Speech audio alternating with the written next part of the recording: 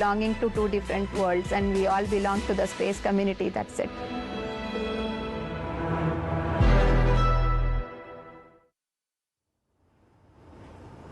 You are looking live at Mission Control at NASA's Jet Propulsion Laboratory in Southern California. The team here is waiting for the launch of NISAR, a powerful Earth-observing satellite built to track changes in our planet like never before. And in just an hour and 8 minutes, we are taking you to the Satish Dhawan Space Center in Sriharikota, India, to watch NISAR launch on a GSLV rocket. Hello and welcome. I'm Raquel Villanueva, live at NASA's Jet Propulsion Laboratory, and here with me today is Dr. Sue Owen. She is part of the NISAR team and also the Deputy Chief Scientist here at JPL.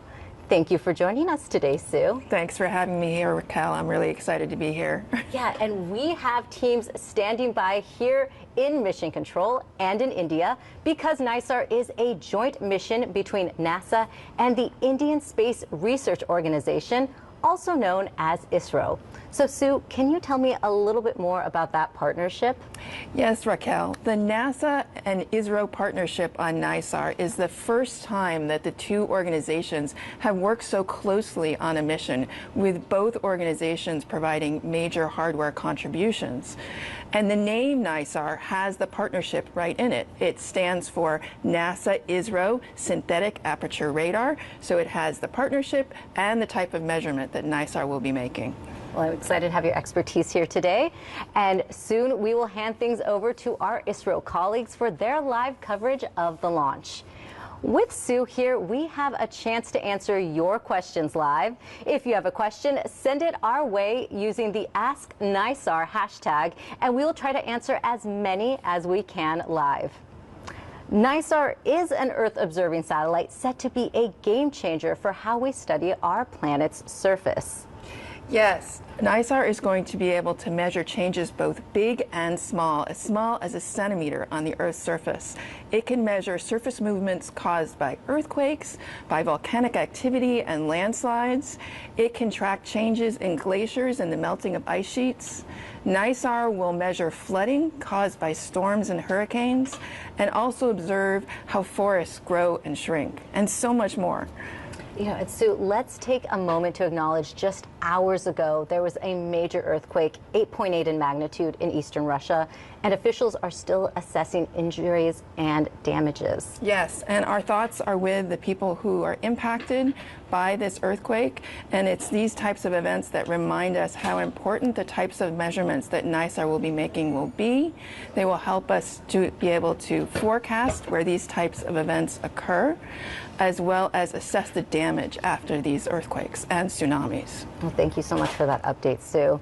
So we will dive into the science behind NISAR a little later in the broadcast. Now let's take a look at how NISAR made its way onto the launch pad in India on a GSLV rocket. So you can see here that NISAR is moving on to the launch pad, and this is just one of the final stages of its journey to the launch pad. NISAR has actually been traveling around the world as it's made its way here. It started both in India and in the US, with India building the SAR and the US building the LSAR, and then the SAR traveled to the US to be integrated, and then the integrated radar traveled back to India, and now it is making its final movements to the launch pad, getting ready to launch and travel up into space, where we'll be making the observations that will enable the science. And as a reminder, this is a joint broadcast with ISRO, and they will cover launch, which is about an hour and 4 minutes away. And we now know what NISAR will study, but how does it actually all work? So to help break that down, we have Adrian Borsa from the NISAR science team. Adrian, thank you so much for joining us today. Great to be here. So for people new to this technology, how does radar allow us to see changes on Earth's surface? Well, because NISAR is a radar mission, it is essentially operating all the time, all weather, day or night. It can even see through clouds, for instance. So what NISAR is actually observing is changes in vegetation and vegetation cover, as well as changes to the ground surface underneath. So those ground surface changes might be reflectivity changes from soil moisture, which is relevant to agriculture, or even surface motion from earthquakes, volcanoes, and subsidence, sort of giving us insight, scientific insight into the processes going on inside the Earth. And measuring those changes, are there any specific regions here in the U.S. that this data could have a real impact? Absolutely. So I mentioned earthquakes, which are prevalent on the West Coast. Thinking about volcanoes, they're active in Oregon, Washington State, Alaska. Wildfires are a key issue in the western U.S., and NISAR can observe the vegetation impacts from those. Let's say turning to the southeast, floodwaters from hurricanes, NISAR can track those, and we don't want to leave out the Midwest. A lot of agriculture, NISAR is seeing land subsidence that's due to groundwater pumping and then recharge, which is really important for groundwater management. So pretty much everywhere you go, NISAR will make an impact. So Adrian, can you tell us why it's so important to make those measurements globally and consistently, like NISAR will be making twice every 12 days? Yes. In fact, tying back to this earthquake we just heard about yesterday in Kamchatka, that's a perfect example. So thinking about earthquakes and volcanic eruptions, they are massive, high impact, but relatively rare at any given location. So NISAR's got global coverage, continuously operating over all land surfaces. It is actually making these observations, like in Kamchatka, giving us the scientific insights that we can bring back to the U.S., for instance. Thank you, Adrian. That's great. Adrian, really appreciate your expertise. Thank you so much for joining us today. So as you heard, NISAR's data can support a lot of communities, especially farmers who can track their crops and how they're changing over time. Here's how. NISAR is a satellite mission that is going to be observing the Earth with radar. It will actually have 2 radars that view the Earth at different wavelengths. We can combine those data that allow us to learn more about things like vegetation and soil moisture than we can do with only one of those wavelengths. So NISAR is definitely going to be a breakthrough for field-scale soil moisture, which is one of your main drivers of both food security and then as well more on the economic commodity forecasts. NISAR is going to look at objects that's the size of about 60 meters in size, which is typical soccer field, to about 200 meters. We'll be able to see whether a particular patch of that size is wet or dry. The current land surface models can't really quantify irrigation, so NISAR is going to now help understand how much water is actually being used to grow a crop, which will help us save water, so that's kind of a big deal.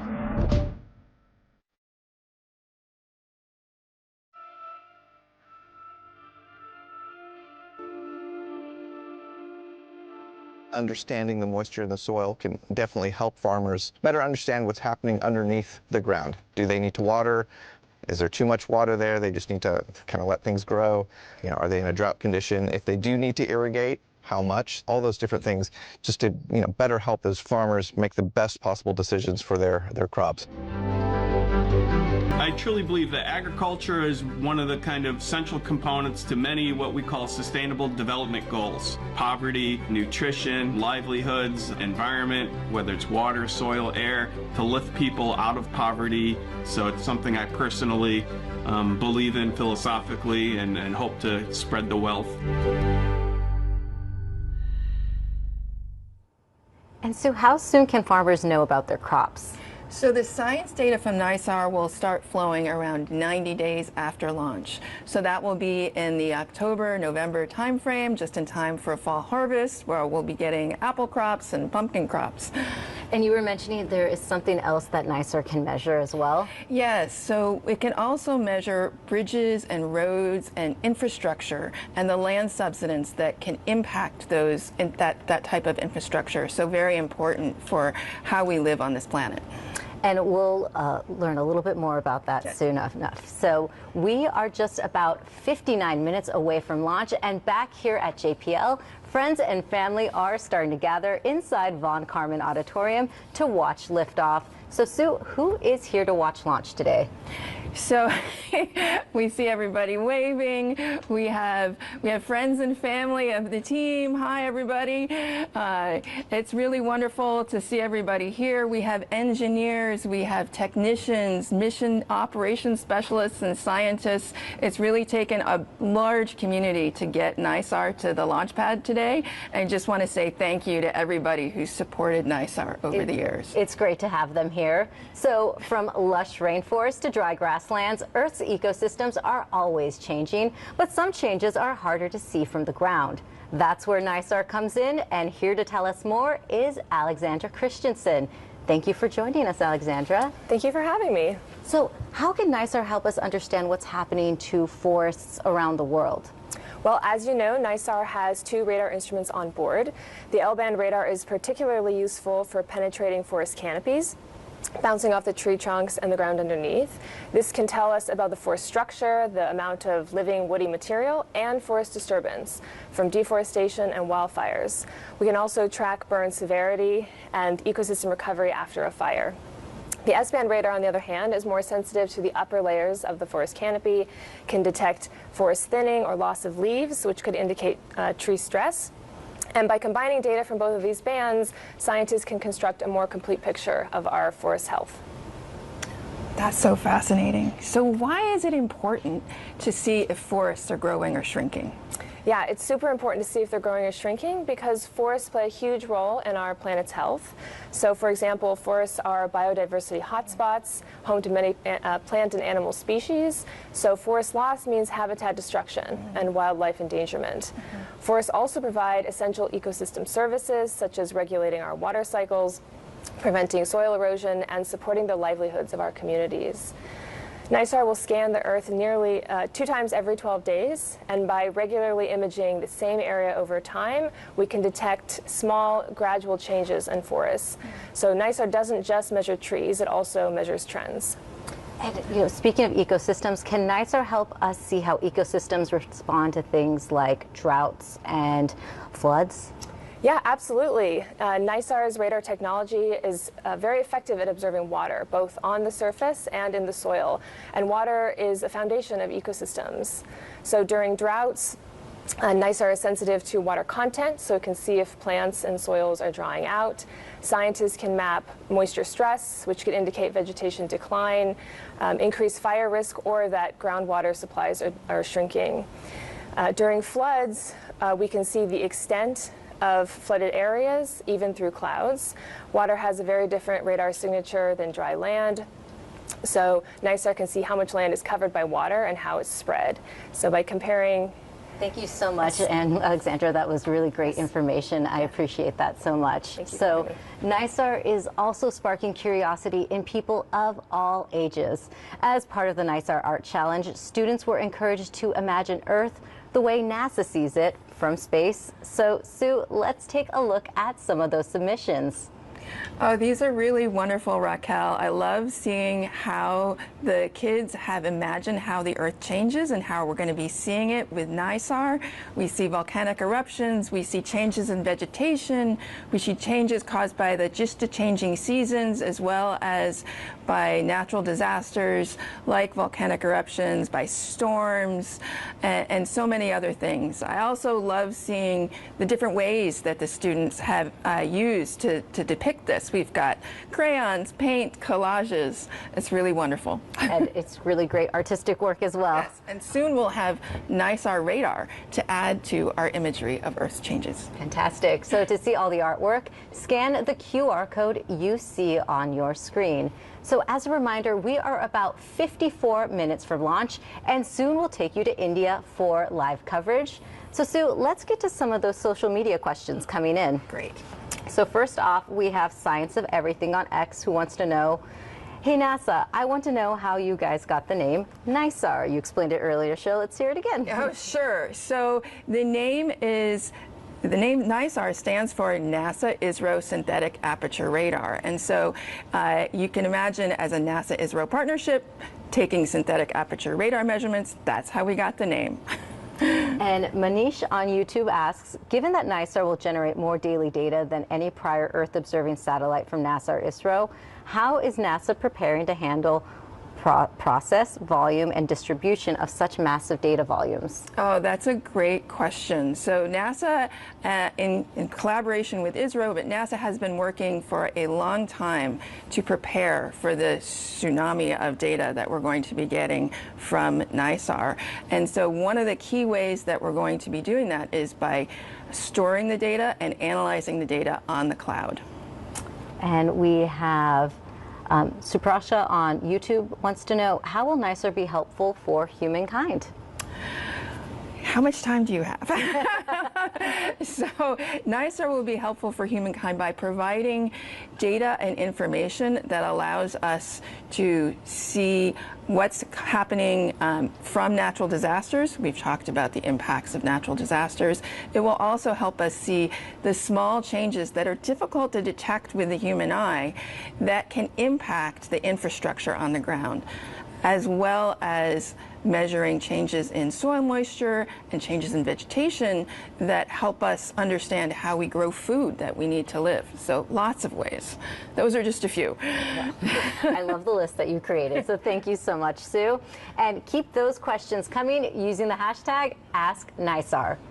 So NISAR will track small shifts in Earth's surface, detecting early signs of volcanic eruptions. Let's take a look.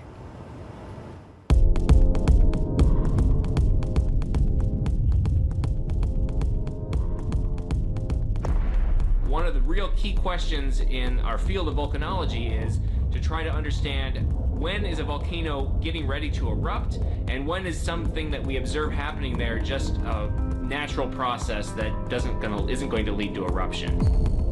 Deformation is often one of the first signs that a volcano is becoming restless, and then we also look for increased seismic activity.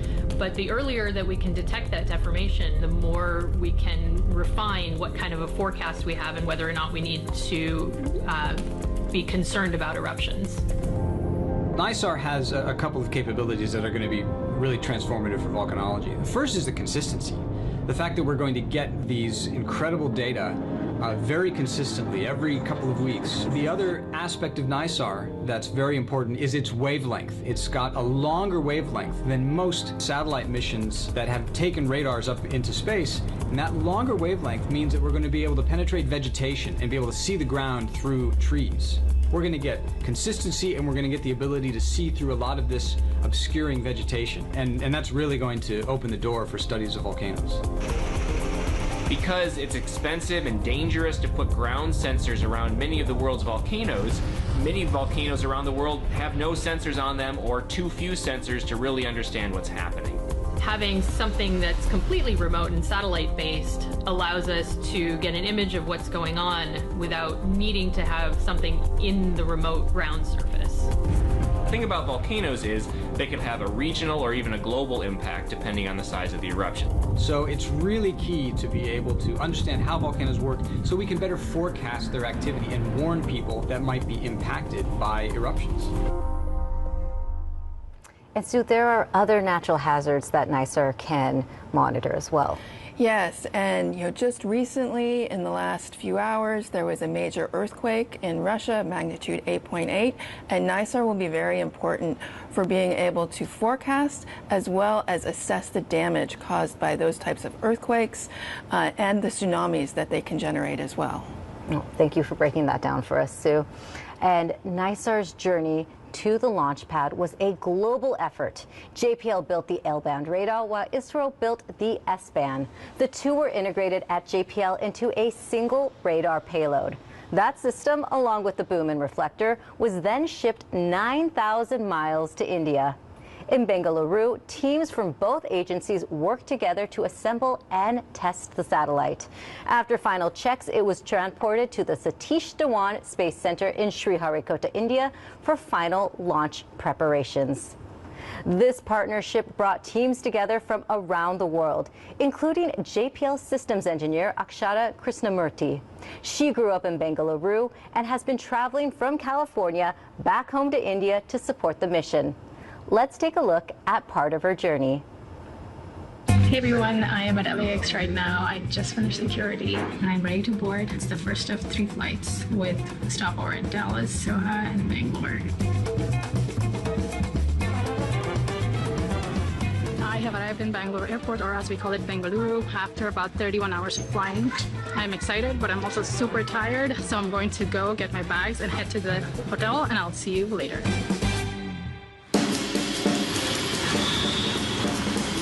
This is where I grew up in Bangalore. It is amazing and nostalgic, in fact, to come here because it was my dream job to work at NASA.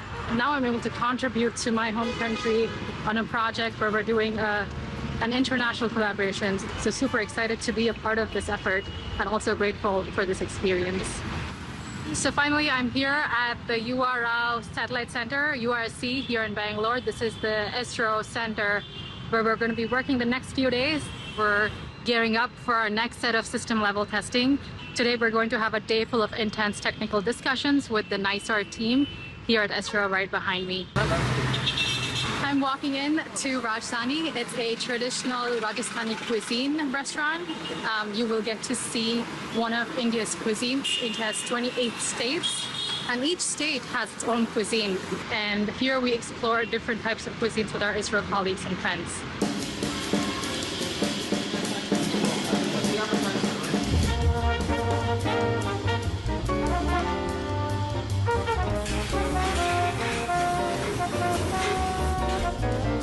We're waiting for the traditional lamp lighting ceremony, what we call the diyas.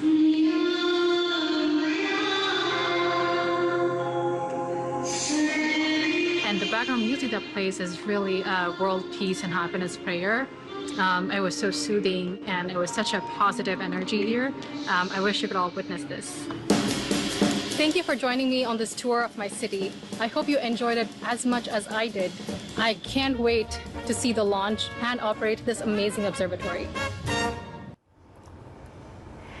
So you also traveled to India for this mission. Yes, I did. It was really an amazing experience. It was my first trip to India. I went in February of 2020 to meet with the science team in India, and again a few years later.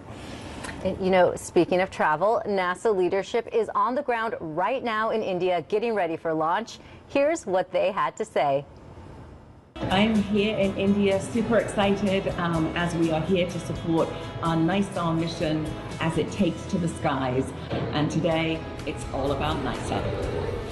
It's an exciting week for NASA. We have our Crew 11 launch in Florida, and we have our NISAR launch here in India, which is where I am with our NASA teams.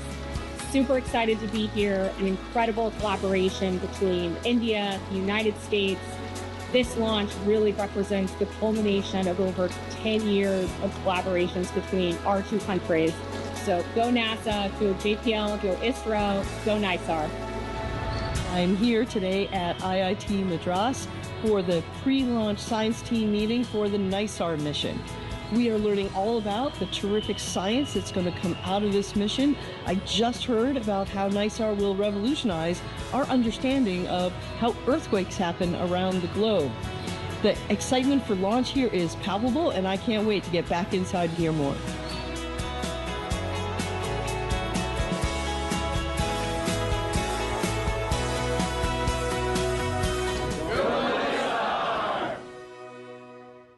Go NISAR indeed. And to help us better understand the spacecraft, you have brought a model with us. Yes, so here we have a model of the NISAR spacecraft. You can see here we have solar panels to power the spacecraft. Here we have in this octagonal structure, this is the radar instrument structure, or the RIS. So the L and the S-band radar are housed here. And then behind that is the spacecraft bus, which houses the power and the telemetry and other key functions of the satellite. Then attached to that is this impressive boom that holds up the nearly 40-foot in diameter gold reflector antenna reflector of NISAR.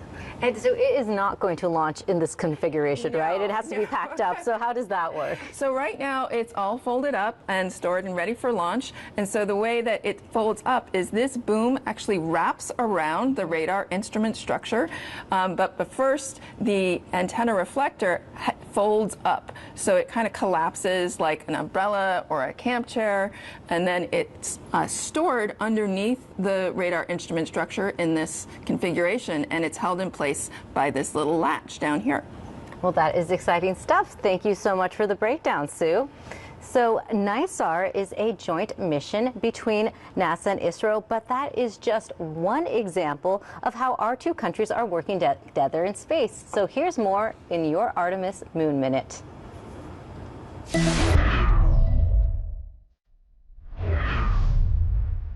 NASA's Artemis campaign uses missions on and around the moon to prepare for future human missions to Mars and highlights a new era of international cooperation championed through the Artemis Accords. Established in 2020 by the United States, led by NASA with the U.S. State Department and 7 other initial signatory countries, the Artemis Accords outline a practical set of principles such as peaceful purposes and transparency to guide space exploration cooperation. India became the 27th country to sign the Artemis Accords in Washington, D.C. in June 2023. Later that year, NASA and the Indian Space Research Organization, or ISRO, cooperated on a first-of-its-kind lunar experiment. They transmitted a laser beam from an orbiting NASA spacecraft to a small reflector device on ISRO's Vikram lander on the moon. This method of precisely locating targets on the moon could help guide Artemis astronauts to the surface in the dark or mark the locations of spacecraft already on the lunar surface, so astronauts or uncrewed spacecraft can land near them. As of today, over 50 nations have signed on to the Artemis Accords. And that's a look at your Artemis Moon Minute. The Artemis mission, scan your QR code you see on your screen.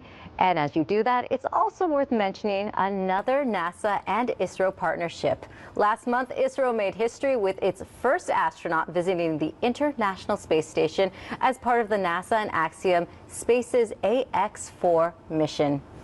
Shifting gears back to NISAR, the Earth-observing satellite is set to give scientists a clearer view of how ice is moving, melting, and reshaping our world.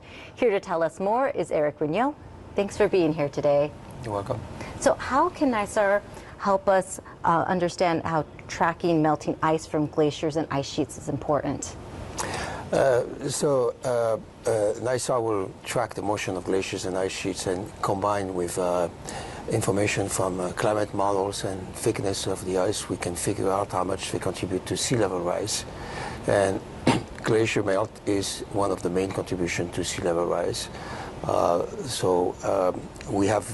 We need this information to inform society on how to protect ourselves from sea level rise.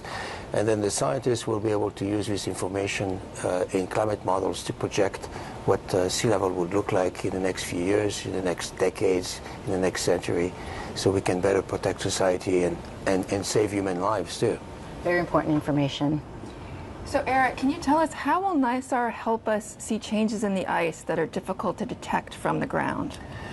Yeah, so NISAR will cover the globe in 12 days, and in particular it will cover all of Antarctica for the first time. And conducting these measurements in the Antarctic would be nearly impossible for ground parties because the continent is so vast. It's larger than the United States, and it would put these field teams in great danger if they had to do this work continuously on the Antarctic. So with NISAR, we'll have this information continuously about what's happening in the Antarctic. If there's any important event, we'll see it, we'll catch it, and it will be part of public knowledge from this data. Thank you, Eric. That's great. Eric, that was really important information. Thank you so much for joining us today. And let's take another look into mission control here at JPL, where the team is excited to watch launch. And just a few days ago, I had a chance to speak with Dave Gallagher, the new director of JPL, to hear his thoughts on launch. Dave, thank you so much for joining us today. It's my pleasure, Raquel. I'm happy to be here. From your perspective, why is NISAR such a groundbreaking collaboration between NASA and ISRO?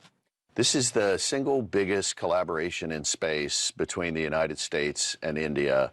It's enormously important to both countries, and space diplomacy is key right now. One of the most challenging things about this collaboration is the difficult time zone. So we have our JPL engineers and scientists working shoulder to shoulder with their ISRO counterparts, and the team is just working fantastic together. When people think of JPL, they probably think of Mars rovers or deep space exploration, but JPL is also dedicated to studying Earth science and our home planet. What do you hope NISAR will achieve that adds on to those many Earth missions?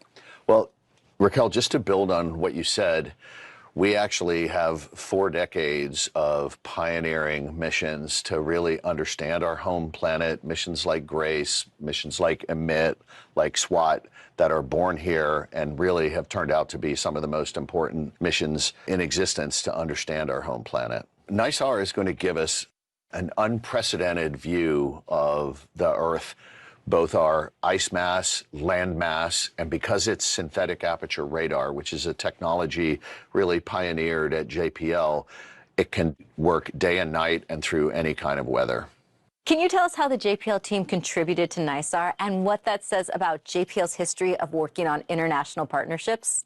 Absolutely. This will be the first mission to use 2 kinds of radar. The L-band radar is developed by JPL. The S-band radar is developed by ISRO. And that combination of those 2 radar systems will allow us an unprecedented understanding and view of the Earth.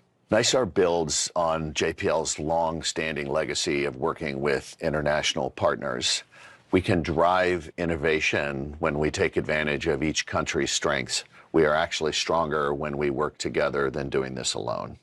So looking ahead, what kind of legacy do you hope NISAR leaves behind for future Earth science missions? What I'm most excited about with NISAR is the real-world applications, things like infrastructure monitoring, natural disaster recovery and response, agriculture management. This is going to make a real difference for real people around the world. Thank you so much for your time and insights today. Thanks. As a reminder, this is a joint broadcast, and we will hand it over to ISRO, who will cover NISAR's launch, which is just about 36 minutes away. And Sue, we have another social media question coming in. So Pradeep on X wants to know, how will NISAR's satellite be different from others, and what capabilities does it have which others don't? That's a great question. So a key difference from NISAR is that it is going to be globally measuring at very high spatial resolution. So this is the technology or the capability enabled by the radar technology that is called SweepSAR, as well as the very large antenna reflector that we saw earlier. Another key innovation from NISAR is the dual band radar. It will be the first satellite to be measuring with both L and S band. Well, thank you so much for those questions. And if you have a question, send them over using the hashtag AskNISAR. And as we showed you about 15 minutes ago, NASA leadership is on the ground right now in India. That includes Associate Administrator for Science, Nikki Fox. I was able to catch up with her before she left to talk about this historic partnership. Nikki, thank you so much for joining us today. Oh, you're so welcome. It's a great day. NASA has more than 24 missions focused on Earth science right now. What makes NISAR unique? We really don't quite understand why our planet is always moving. The surface of the planet is always kind of moving, and we can't detect it. But with this amazing technology that NISAR brings, we're going to be able to actually start studying these tiny little, almost landslides, these little tiny quakes. And the goal, of course, being that we find a signature that happens before a major disaster that would allow us to then look for that and search for it and almost be able to predict these big disasters before they happen. And you mentioned those tiny changes that this mission will track. what kind of other insights may we gain that could help people in their everyday lives? We're also getting the data into the hands of people that need it, the decision makers, the people who are working with the first responders to actually go in and help people once these disasters have happened. You mentioned how many missions we have in the Earth Science Fleet.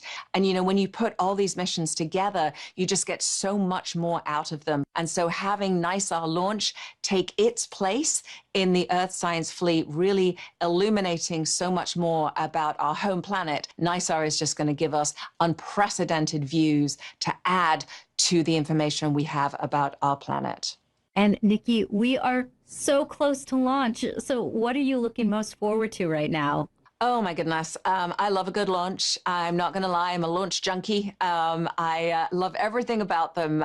But really it's that final sort of when you get to that final countdown and, you know, you just appreciate, for me, being with the team, being with this combined team who've worked so hard to make this happen. I know I've been on mission teams and you kind of it's almost like you're sprinting to the start line as a scientist. You've done all the work, the mission is there, it's on the rocket. Once it launches, all of the science begins. Fantastic. Thank you so much for joining us today. Thank you so much. Go NISAR. And Sue, we have more social questions coming in, so why don't you answer some more? We have Ayush on YouTube who wants to know, how long will it take to get NISAR fully running? So that's a good question. So it will take about 90 days before we start collecting, before the science mission starts and we start collecting science data. So in those 90 days, we will be deploying the satellite, deploying the boom and the reflector, as well as testing out all of the radar instruments and making sure that everything is calibrated and validated initially correctly.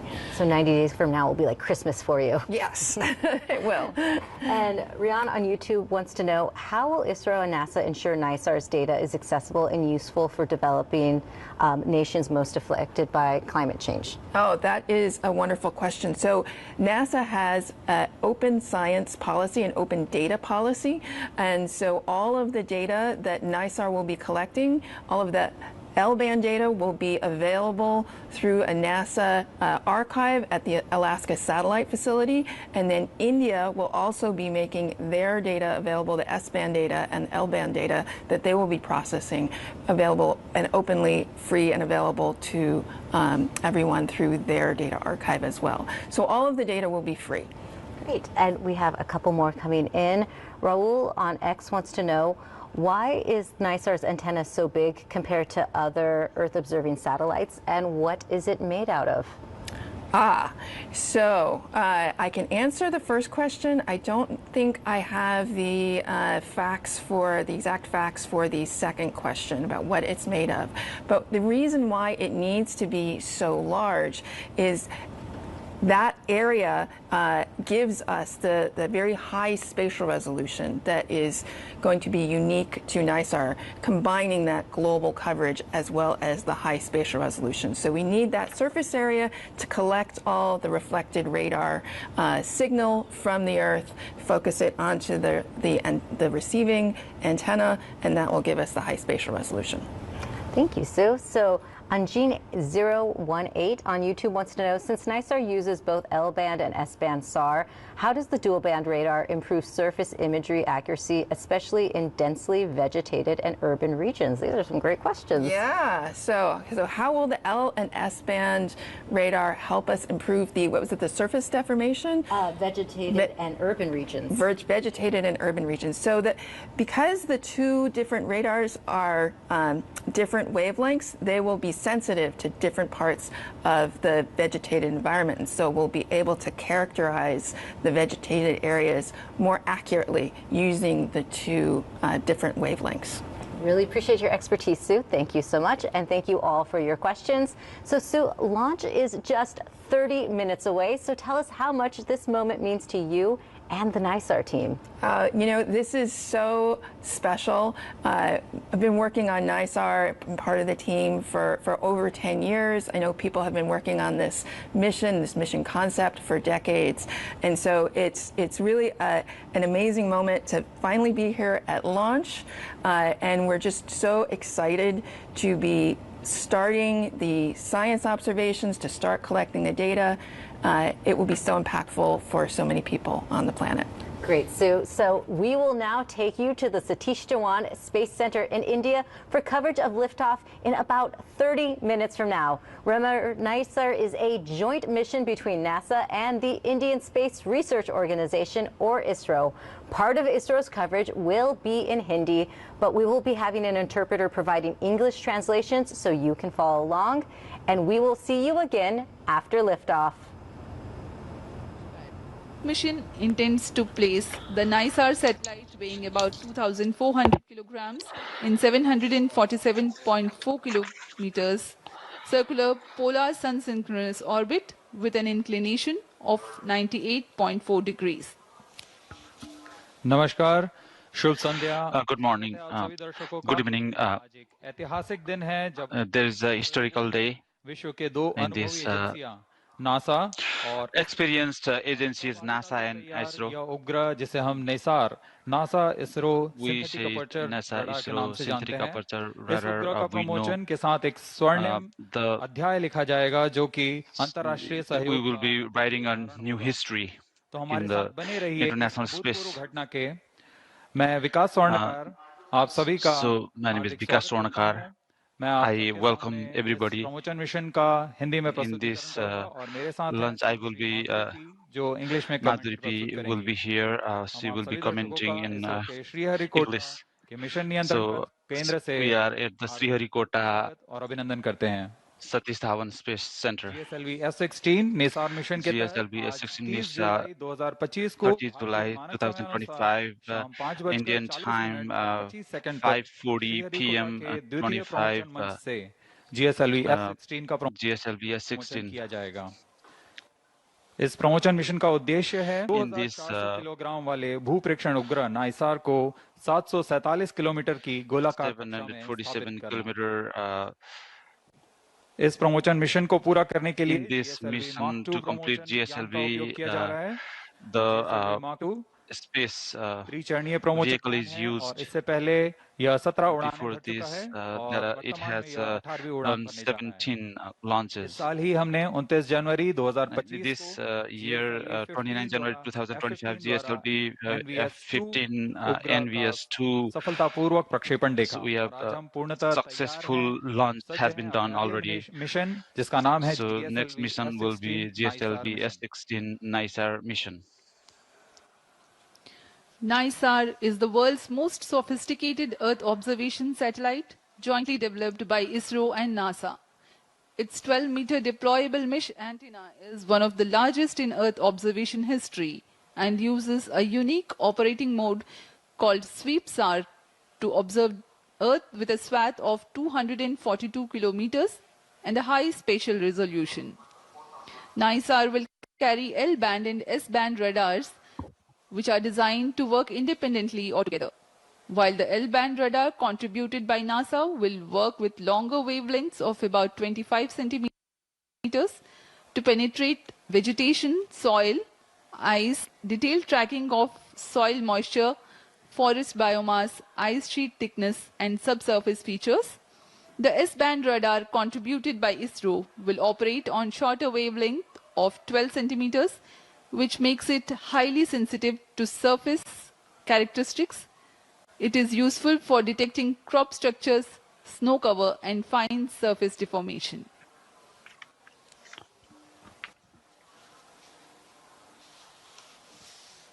NISAR, NASA-ISRO Synthetic Aperture Radar, NISAR ISRO द्वारा is संयुक्त रूप से विकसित this की is गई combined भूकक्षा mission. की वेधशाला है।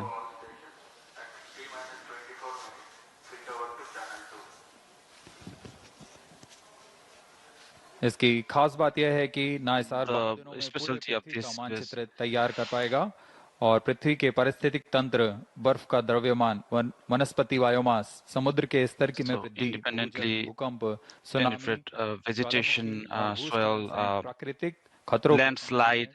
Data प्रदान करेगा. It will provide the good data. अब आप सभी दर्शकों के सामने GSLV GSLV F-16 launch vehicle integration video will be presented. Video of GSLV F-16 mission here at Satish Dhawan Space Center, Sriharikota.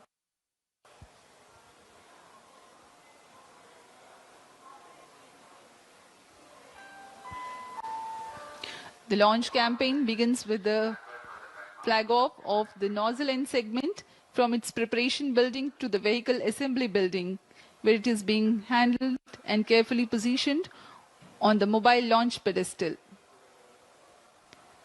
The first stage of GSLV consists of 5 solid motor segments, which have a case-bonded HTPB-based solid propellant.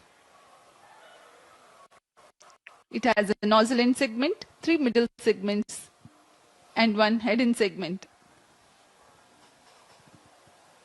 On your screens now is the handling of head end segment.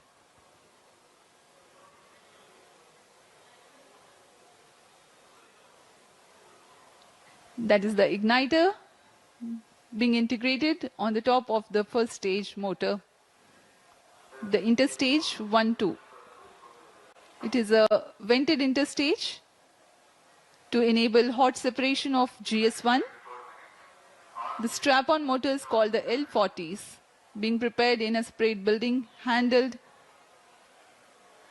and moved to the vehicle assembly building to be tilted and then assembled with the core motor.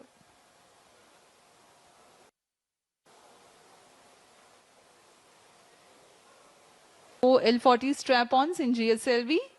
You can see on your screens it has completely been assembled. अभी आपने प्रथम चरण का You see first stage combination. प्रयोग करते हैं और अभी आप देख रहे हैं यह द्वितीय चरण है. You're seeing second phase GSLV Mark II. GS2 HT कहते हैं. We say GS2 ST. चरण है और इसमें आप देख सकते हैं. This is the liquid propeller. इसमें भारत पूरी तरह स्वायत्त प्राप्त कर चुका है. इसके पूर्ण परीक्षण के पश्चात इसे IPRC after the full experiment अंतरिक्ष केंद्र लाया जाता है. आगे के परीक्षण के पश्चात इसे यान में. So after the further experiment, cryo stage है, तृतीय चरण है. This is the cryo stage, third stage चरण है जो this is the last stage, का प्रयोग करता है, which is a cryo fuel oxygen तथा is used. Liquid oxygen and liquid hydrogen will be combinedly used. This is the last stage. इसके ऊपर में so on top of this उपग्रह को समायोजित किया जाएगा और यह है. So it will be combined here. On your screens now is the spacecraft NISAR. In the visuals before this, you have watched the integration of the second stage of being operated on Earth storable propellant and then the cryo stage, and these are the visuals. Craft preparation facility, the clean room where the encapsulation of the spacecraft is taking place. पूर्ण परीक्षण के पश्चात after the full experiment, this satellite will be encapsulated. Vehicle assembly building लाया जा रहा है. So VAB vehicle assembly building has been brought after careful security and quality. It will be combined with the space vehicle. और इस तरह पूरी तरह तैयार. In this way, fully prepared GSLV for this completion of the mission. BAB से UT की तरफ लाया जा रहा है, umbilical tower की तरफ. Towards the tower. That's it has the movement of the fully integrated GSLV F-16 to the umbilical tower of the second launch pad. आगे की गतिविधियां तथा परीक्षण. So further activities and the experiment will be done with the tower. जांच यहां से पूरी की जाएंगी. So all the health checkup will be completed here. We are about 20 minutes away from the launch. The countdown for this mission was 27.5 hours long, and it had started yesterday, that is the 29th, at 14:10 hours here. GSLV F-16 GSLV की उल्टी F-16 गिनती 27.5 घंटे पूर्व the countdown will be 27.5 have been started. अभी अभी आप सभी दर्शकों ने सुना range operation You director have ने seen, अपने तंत्र की you have सूचना मिशन डायरेक्टर को दे दी है. mission director has given the information.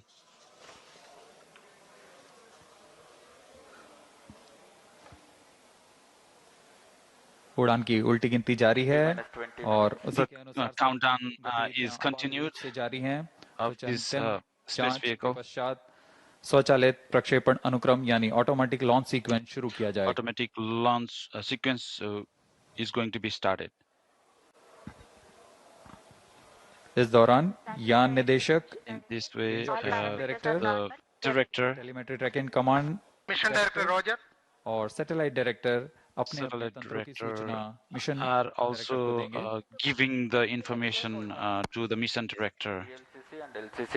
During the countdown, the servicing operations for the Earth storable propellants into the GS2 stage and the 4 numbers of L40 strap-ons was carried out. Health checks were carried out on the spacecraft and the launch vehicle.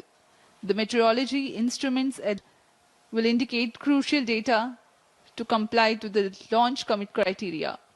Radars carry out transmission checks and cryopropellants are serviced few hours ahead of launch. Mission Readiness Review Committee and the Launch Authorization Board have granted clearance to proceed with the countdown and launch of GSLV F-16 NISAR mission. All operations up to the initiation of automatic launch sequence have been completed satisfactorily. Based on the clearances received for the launch vehicle, spacecraft, range systems, ISRO ground stations, and considering the favorable weather conditions, Mission Director hereby authorized the commencement of launch operation sequence for the GSLV F-16 NISAR mission at 17 hours, 40 minutes and 25 seconds IST today, the 30th July 2025. This is Vehicle Director. Pre-launch operations of cryo stage is authorized. To note, Mission Director has given authorization for the launch of GSLV F-16 NISAR mission. अभी आप सभी दर्शकों ने सुना सभी all the viewers have heard रूप से कार्य करते हुए और उनके तंत्रों की जानकारी मिशन निदेशक तक पहुंच चुकी है. working. तत्पश्चात मिशन निदेशक The information has already been disseminated. अनुमोदन प्रदान कर दिया है. So the approval has been given. Automatic launch sequence has been authorized by the mission director. In the preceding 14 minutes before launch, a capsule of crucial functional aspects of launch vehicle systems, which includes actuation of liquid stage engine actuators, health confirmation of ground systems that are crucial for the launch, and very close to T0, control is passed on to the onboard computers.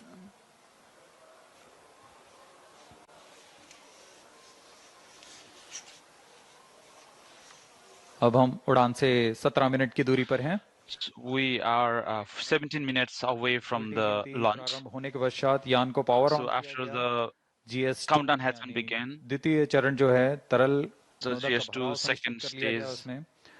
उसके बाद L40 चरणों में after this जो कि तरल L40 नोदक पर आधारित stage, चरण है उसमें भी तरल नोदक का भराव सुनिश्चित किया गया. मिशन कंप्यूटर और रडार उपकरणों की स्वास्थ्य जांच की गई. Cryo arm the health has been checked up. Filling के लिए तैयार ईंधन का भराव filling has been prepared and it has been assured. सभी स्वास्थ्य जांच पूरी की जा चुकी है. एयर ट्रैफिक कंट्रोलर तथा जल traffic controllers अनुमति and प्राप्त की जा चुकी है. हमारे मौसम विभाग से भी पूर्व सूचना प्राप्त की गई है और इस दौरान मौसम पूरी तरह weather is अनुकूल बताया गया है. Ideal for the launch. Automatic launch sequence जारी है. Automatic launch sequence is continuous. -16 minutes. Automatic launch Mission Director sequence authorization. Computer Hereby authorizes जांच पूरी to की जाएगी. initiate automatic launch sequence for the launch of GSLV F-16 NISAR mission.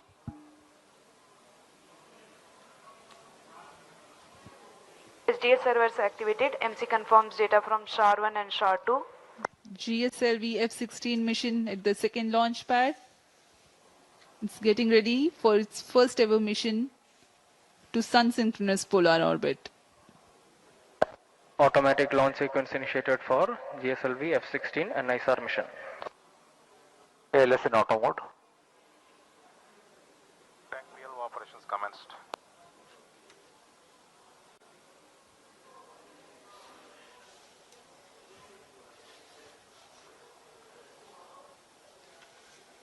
NISAR उपग्रह L और S band NISAR satellite aperture radar वाला उपग्रह है जो उच्च विभेदन के साथ बड़े प्रमाण को प्राप्त करने के लिए CSAR तकनीक से संचालित होगा।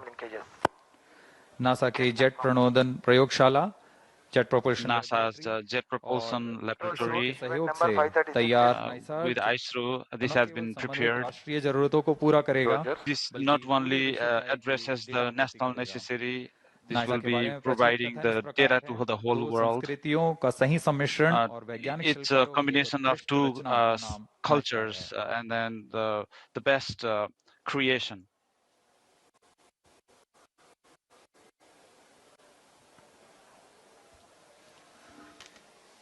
51.7-meter tall GSLV is a three-stage launch vehicle of 420.5 tons liftoff mass. The first stage, GS1, comprises of S-139 solid booster and 4 strap-ons of liquid L40.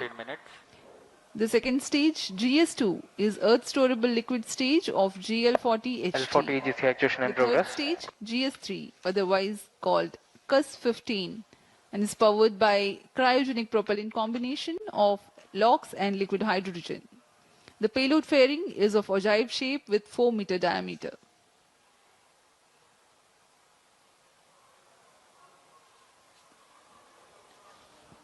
यह रचना आपके सामने प्रस्तुत है GSLV F-16 प्रमोचकयान की GSLV F-16 7 मीटर इसका कुल उत्थापन भार 51.7 meter the height, so its mass is 420.5 tons. स्ट्रैप-ऑन्स लगे हुए हैं। द्वितीय चरण में L40 the second stage ऊपर स्टेज L40 and then वाला चरण है so this is the और ऊपर cryo engine stage, third stage. पूरी तरह सुरक्षित है। So our NISAR is fully protected. Payload pairing 4 metre payload pairing वाली ओजो payload pairing 4 meter. L40 EGC actuation completed.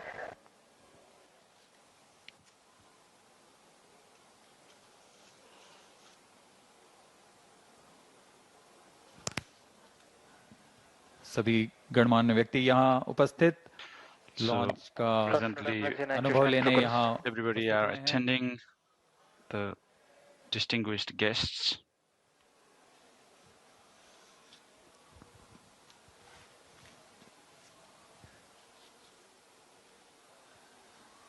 GSLV F-16 की उड़ान दक्षिणी GSLV F-16 flight would be from the south direction to keep it in the tracking range.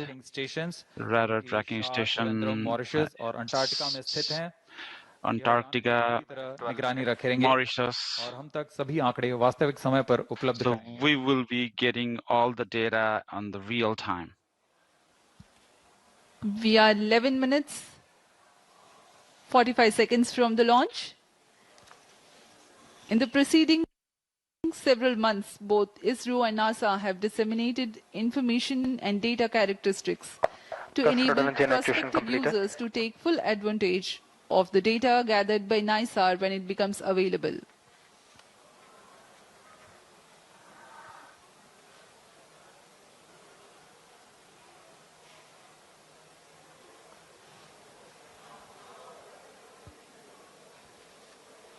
सभी वैज्ञानिक अपने console पर all the scientists are studying their data. अभी तक all the technologies are working fine. Launch view gallery का दृश्य You're seeing the gallery of the launch, the encouragement, all the students here, big numbers they've been presented here, they are gathered here to experience the launch of this satellite. Exuberant spirits of the students here at the Launch View Gallery at Sriharikota.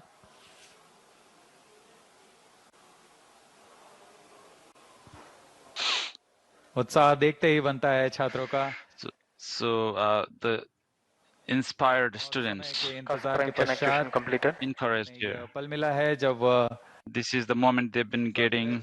यह promotion देख सकते हैं. Again, you can see this launch.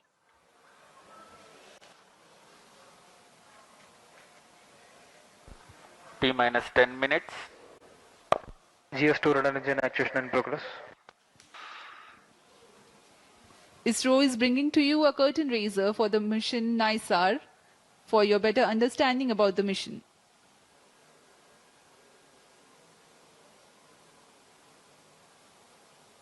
In an era where climate change dominates global discourse, humanity faces an increasing vulnerability to natural disasters. To address these mounting challenges, NASA and ISRO have joined forces in an extraordinary collaboration to launch the NASA-ISRO Synthetic Aperture Radar satellite, NISAR. This groundbreaking low Earth orbit LEO observatory promises to revolutionize the way we understand our dynamic planet. Equipped with state-of-the-art LNS-band synthetic aperture radar, SAR systems, NISAR will use the sweep SAR technique to deliver high-resolution images across vast swaths of the Earth's surface. Incredibly, it will map the entire globe every 12 days, offering unprecedented consistency in spatial and temporal data. NISAR's mission is nothing short of transformative, from tracking glacial melt and monitoring agricultural landscapes to analyzing seismic shifts and managing disaster response. It will empower scientists, researchers, and policymakers with vital insights. By precisely measuring minuscule movements and colossal environmental events alike, NISAR will help us decode Earth's complex ecosystems and natural hazards. The flagship mission sees NASA contributing the L-band SAR, engineering payloads, critical systems like GPS receivers, and the solid-state recorder. ISRO supplying the S-band SAR, spacecraft bus, and will launch the satellite aboard through its vehicle GSLV F-16 from Sriharikota. A majestic 12-meter unfurlable reflector antenna will unite the dual-band systems, enabling powerful Earth observations from orbit. The geosynchronous satellite launch vehicle, GSLV F-16, features a three-stage configuration. Its first stage comprises a solid rocket motor at the core, support 4 liquid strap-on boosters. The second stage operates on liquid propellant, while the third and final stage is powered by an indigenously developed cryogenic upper stage. The payload fairing for the GSLV F-16 NISAR mission features a 4-meter diameter OGIV configuration. The launch will take place from the second launch pad at India's spaceport, SDSC Shar at Sriharikota. It is the first GSLV mission to be launched into a sun-synchronous polar orbit. NISAR is not just a satellite, it's a symbol of global unity, scientific excellence, and hope. It promises to safeguard our future by helping humanity live more wisely with nature.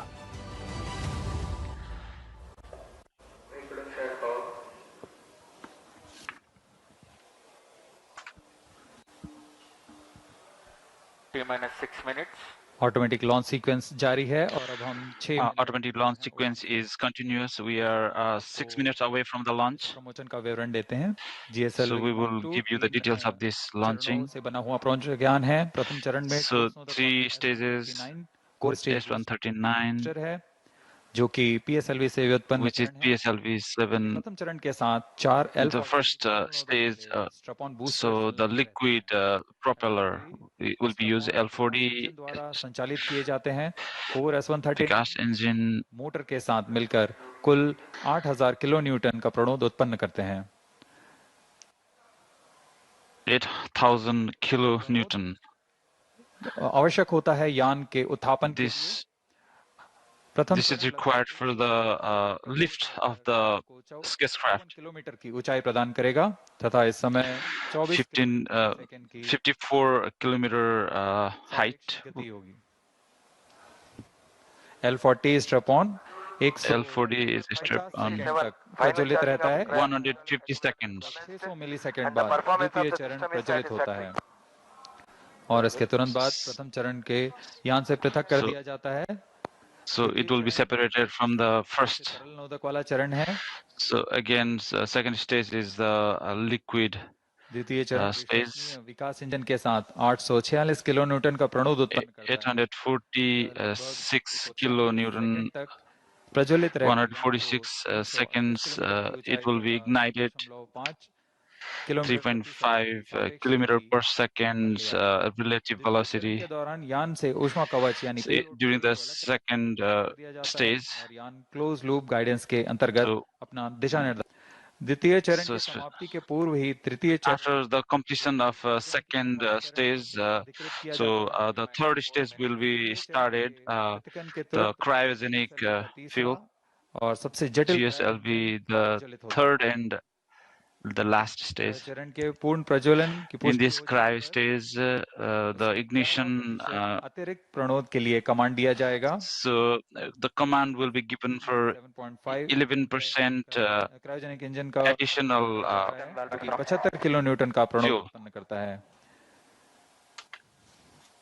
इस तरह onboard computer by this way के साथ यान लगभग 400 second में 780 kilometre की ऊंचाई प्राप्त कर चुका होगा और सापेक्ष गति 4.57 किलोमीटर प्रति सेकंड। इसके पश्चात क्रायो चरण को पुनः सामान्य प्रणोद के लिए कार्यशील किया जाएगा और फिर 400 second after that 400 second 7.5 kilometer per second relative velocity will be applied. की स्थितियां प्राप्त करेगा। So it will be getting 1115 second पर पूरा किया जाएगा। All these activities will be completed. The launch. Let us take a quick look at the mission events for GSLV F-16 NISAR mission. The L-40 strap-ons ignite 4.8 seconds ahead of T0 so that their nominal thrust can before igniting the booster. Liftoff coincides with the ignition of S-139, also called as GS-1 at T0. The burn time of GS-1 is 112 seconds and that of the L-40s is 149 seconds. By the time GS-1 and L-40s finish their operation, the launch vehicle is at 104 kilometers altitude. In a staging event typically called as hot separation, the GS-2 stage is ignited 600 milliseconds after the L-40 thrust cutoff and 1.6 seconds later, the stage separation takes place. When the launch vehicle reaches 138 kilometers altitude, the dense atmosphere would have cleared. Since the need for thermal shielding and aerodynamic shape is no longer significant, the payload fairing is jettisoned. Closed loop guidance also is initiated. At this point of time in the mission, the launch vehicle would have acquired 2.1 kilometers per second relative velocity. For the present mission, the burn time for GS2 is 140 seconds. It is separated 4 minutes 53 seconds into the flight. The third stage is the cryogenic upper stage, which plays a significant role in the mission. Its high specific impulse together with a long burn time of more than 13 minutes, it adds tremendous relative velocity to the CUS operation adds 376.55 kilometers stand by for the time mark. and increases relative velocity from 3.5 kilometers per second to 7.5 kilometers per second. An operational philosophy unique to the GSLV F-16 NISAR mission is that CUS stage is operated by 11% for the duration of 405 seconds. About 11 minutes into flight, the cryogenic upper stage shuts down.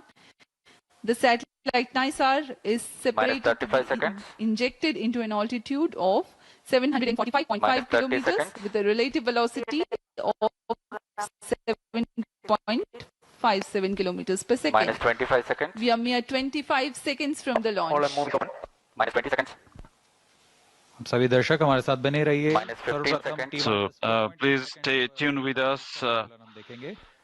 10, 9, 8, 7, 6, 5, 4, 3, 2, 1, 0. All L40 engines generating nominal thrust. S139 motor ignited. 5 seconds. That's a magnificent tracking of the GSLV F-16 NISAR mission.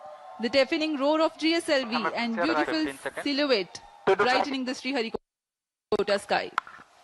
जी हाँ, अभी आपने देखा चारों You see L40 सफल प्रज्वलन और GSLV successful launching. की ओर बढ़ता हुआ. This is going to the destination. हम यहाँ कंपन महसूस कर पा रहे हैं. We are experiencing the vibration here in this mission station. S139 solid core motor and 4 L40 liquid strap-ons thrusting together. 7,800 kilonewton cumulative thrust. First stage performance normal. Sharon is in Venato. The day of launch wind biasing program that is fed into the onboard computers helped the rocket to veer through the atmosphere with minimal aerodynamic loads. प्रथम चरण का core booster लगभग The first stage core booster will be ignited. L40 चरण L40 stage 150 seconds it will be calm. So after that it will be separated from the craft. अपने अपेक्षित पथ का अनुकरण करता हुआ First stage performance normal. Currently the rocket is in open loop guidance. Shar ground station is tracking.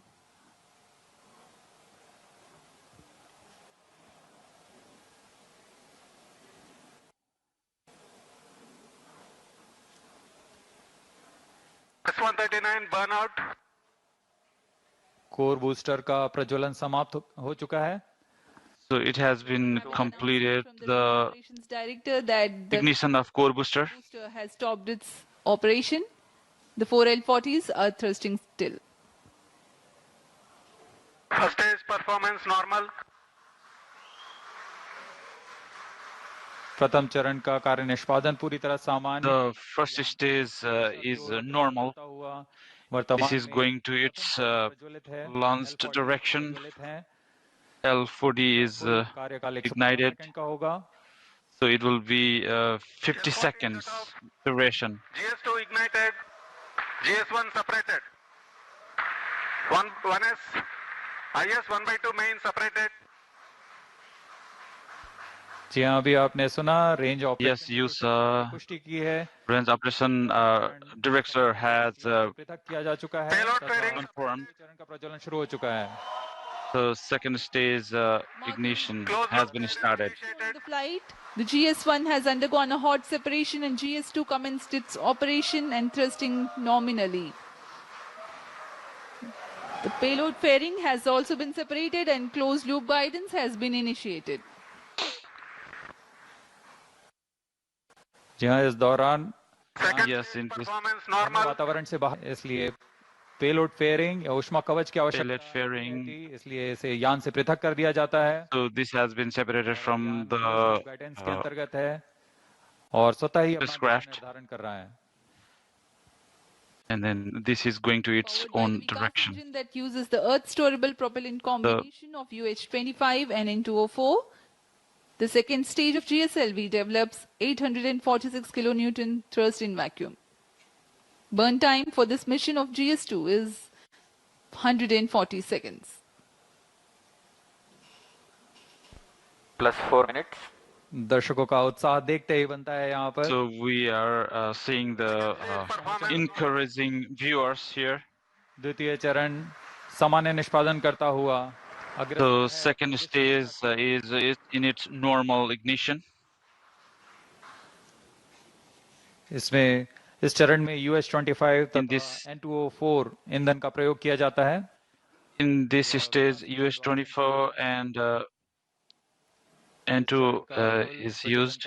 लगभग 150 second का होगा। So around 150 seconds time for this ignition. Like we previously mentioned, second stage. चरण को अनुमोदित कर दिया जाएगा। So after finishing the second stage, the third stage would be started. GS2 thrust cutoff. The GS2 separate. completed its operation and jettisoned from the ongoing vehicle. द्वितीय चरण के सफलतापूर्वक प्रदर्शन के पश्चात second stage completion, successful completion has been achieved. This is the third stage, the last stage has been, this is the complex stage. So we can see the viewers encouraging viewers. Its operation. The cryo stage operating at operated level. The CUS stage with CE 7.5 engine with liquid hydrogen as fuel and liquid oxygen as oxidizer with a nominal thrust of 73.55 kilonewton. In this mission, there will be a thrust upratement of 11%, that is cryo stage performance normal. 4 kilonewtons for about 405 seconds. Plus 6 minutes.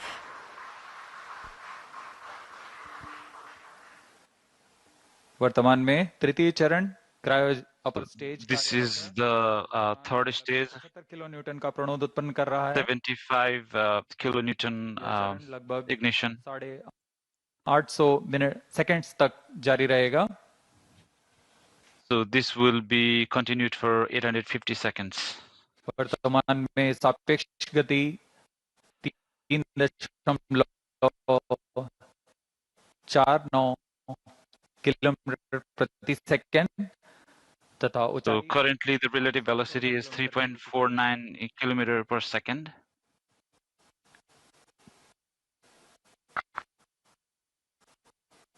Cryo stage performance normal. Altitude of 528 kilometers. Char and Trivandrum stations continue to extend tracking and telemetry support. When the cryo stage had commenced action, the instantaneous relative velocity was 3.5 kilometers per second. By the end of thrust upratement, it becomes 4.5 kilometers per second. For the next 400 seconds that follow, there is a significant addition in the relative velocity of up to 7.5 kilometers per second.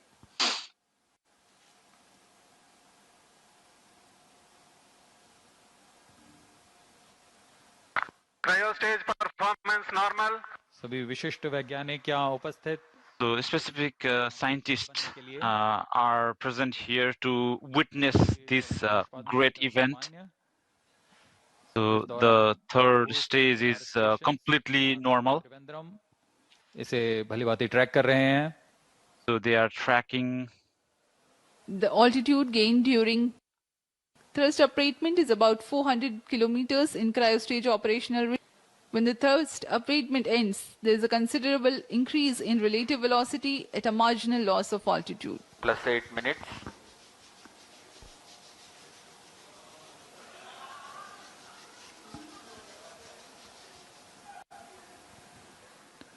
तृतीय चरण की यात्रा लगभग 850 second तक जारी रहेगी। So the third stage would be continued up until 850 seconds. Synthetic Aperture Radar, performance normal. जिसे संक्षिप्त में NISAR कहते हैं, वैज्ञानिकों को प्राकृतिक खतरों This is called NISAR. घटनाओं जैसे भूकंप, ज्वालामुखी विस्फोट और भूस्खलन जैसी प्राकृतिक घटनाओं को बेहतर ढंग से समझने के लिए natural disasters like landslide भेदने की क्षमता के कारण यह तूफान और बाढ़ जैसी मौसमी penetrates the clouds व सटीक जानकारी उपलब्ध कराने में and this will provide the real-time information about मदद मिलेगी। यह बर्फ की चादर, ग्लेशियर और समुद्री बर्फ में परिवर्तन जैसे the changes in the glaciers, the thickness of ice, साथ ही वनों की कटाई, वनाग्नि तथा the बर्फ से ढकी हुई जमीनों का deforestation, यह एक the अग्रणी problems of deforestation can also be mitigated. बारे में वैज्ञानिक जानकारी का खजाना प्रदान करेगा. So this will provide the scientific information. वैज्ञानिक आपस में जुड़ चुके हैं तथा आपसी The scientists are combined together. So this is a very ambitious mission.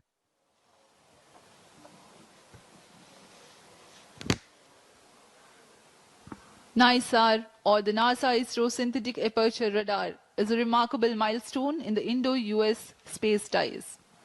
Designed on the I-3K mainframe bus, NISAR will render services for the next 5 years according to free and open data policy. NISAR provides a means of disentangling and clarifying spatially and temporally complex phenomena ranging from ecosystem disturbances to ice sheet collapse and natural hazards including earthquakes, tsunamis, volcanoes, and landslides. ISRO has identified a range of applications of particular relevance to India that the mission will address, performance normal, including monitoring agricultural biomass over India, monitoring and assessing disasters to which India responds, studying snow and glaciers in the Himalayas, and studying Indian coastal and near-shore oceans by monitoring annual changes in bathymetry along the deltaic regions, shoreline, and migration. The changes that Earth is undergoing in its ecosystem, deformation, and cryospheric sciences emphasizes the urgent and constant need to observe Earth from the vantage of space in order to thrive on our changing planets in decades to come. NISAR offers centimeter-level precision capable of detecting subtle ground shifts and environmental changes. Data from NISAR will provide critical insights to help India and US plan for natural and human performance hazards. Today, when the GSLV F-16 rocket of ISRO places NISAR in its intended orbit, a critical deployment event, that is, of the 12-meter wide mesh reflector will take place. This mesh reflector acts as a radar antenna. The deployment will be a slow sequence to ensure the delicate boom and antenna unfold without damage or misalignment. The deployment will begin 10 days after launch and will be carried out over the next 8 days. Plus 12 minutes. To prepare NISAR for science operations, in-orbit checkout, physical deployment of all deployable parts, checking out the engineering systems, testing the radars independently and jointly, this phase will last for 90 days after the launch.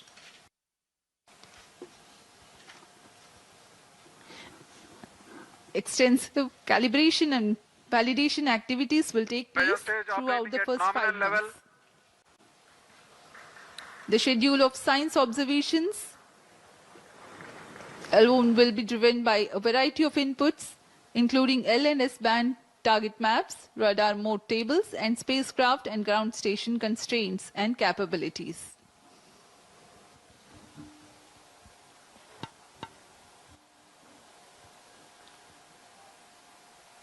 तृतीय चरण क्रायोपर stage Third stage, cryo stage, ignition is completely normal. The relative velocity तथा 4.9 kilometer per second, and altitude is 788 kilometer.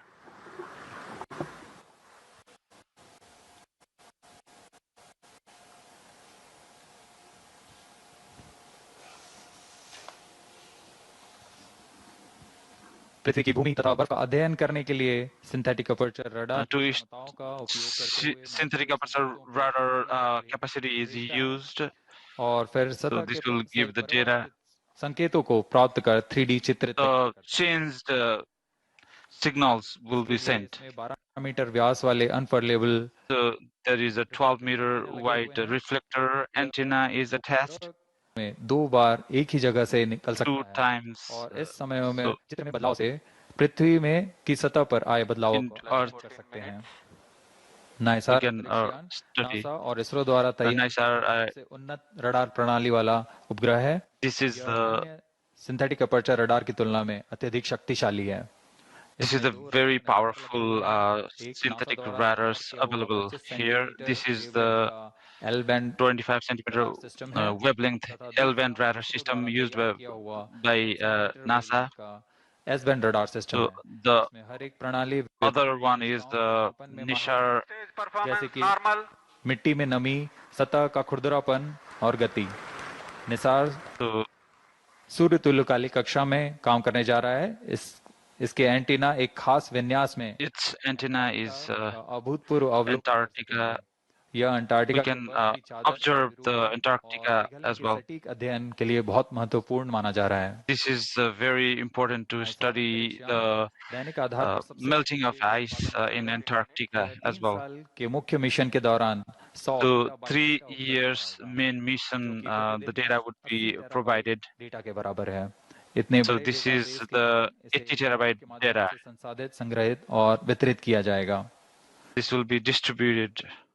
सभी S-band और L-band data, all the S-band and L-band data will be national remote sensing, and so government of India will be used. It will be provided to other countries as well.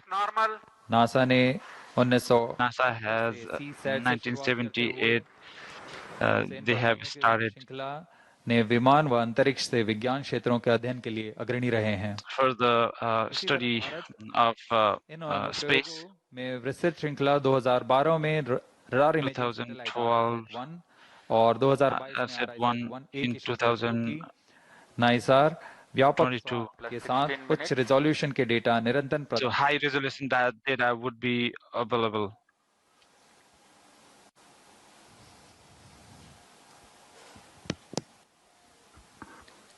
We are 16 minutes, 15 seconds past the launch. Now the cryogenic upper stage is currently thrusting.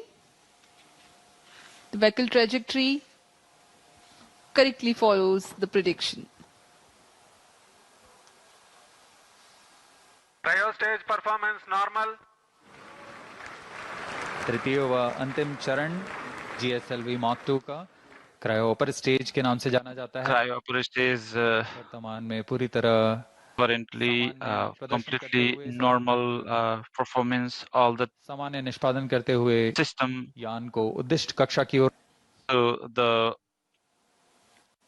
vehicle is targeted to the designated orbit. कक्षा की स्थितियां प्राप्त करते ही cryogenic engine को बंद कर दिया जाएगा।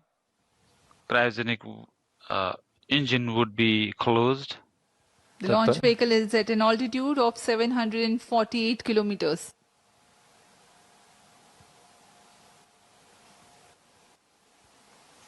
कक्षा की स्थितियां प्राप्त होते ही उपग्रह नाइसार को as soon as the situation in the orbit, awaiting the satellite separation event. Cryo stage performance normal.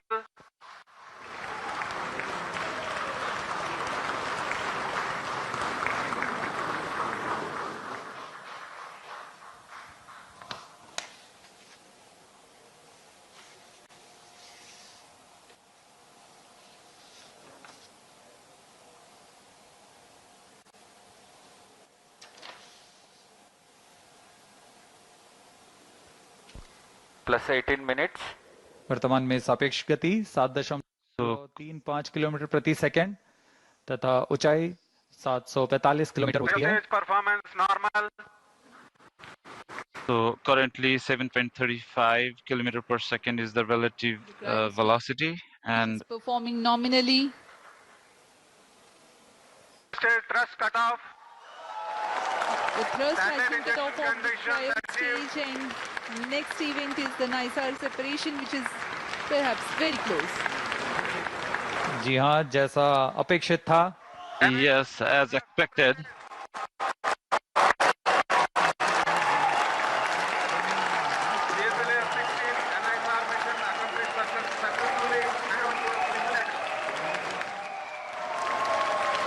जी हाँ, इसकी पुष्टि हो चुकी है। This has been confirmed. The NISAR has been separated. The NISAR satellite into its designated injection orbit. The GSLV F-16 NISAR mission is successfully accomplished. History has been written today as NISAR has been placed in the orbit successfully. Many hearty congratulations to ISRO, NASA, and the users worldwide who will derive benefits of the Earth observation with this state-of-the-art NASA-ISRO Synthetic Aperture Radar satellite. Do stay tuned. Tune in for the address by Secretary DOS and Chairman ISRO and mission executives. We take leave from you. Namaskar. इस प्रक्षेपण के साथ नाइसार का promotion With this launching, the launch mission has been successful. शुभकामनाएं. So congratulations to all viewers and the scientists. So we will be taking you to the address of the scientists.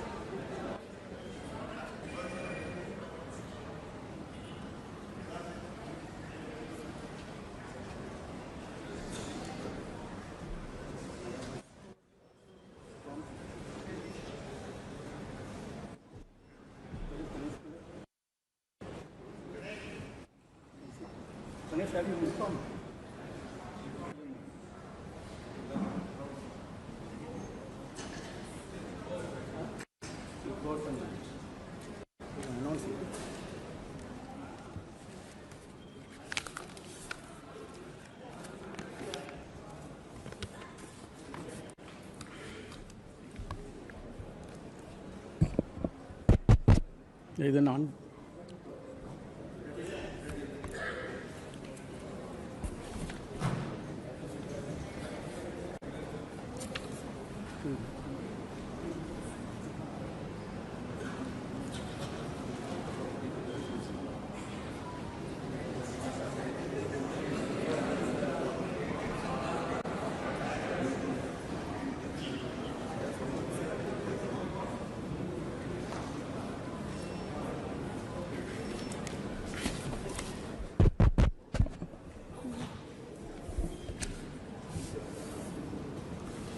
CS announced.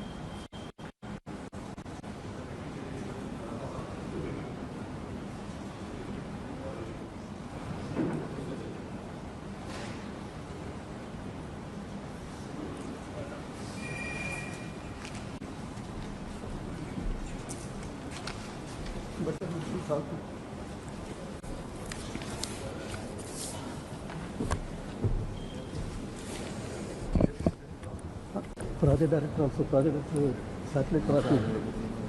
NASA, she's On. Very good evening to all of you. I am extremely happy to announce that GSLV F-16 vehicle has successfully and precisely injected the NASA-ISRO Synthetic Aperture Radar satellite, NISAR satellite, weighing 2,300 kg into its intended orbit. Let me congratulate all the teams from ISRO and NASA JPL on this outstanding success. This is our 102nd launch from Sriharikota and the 18th mission of GSLV.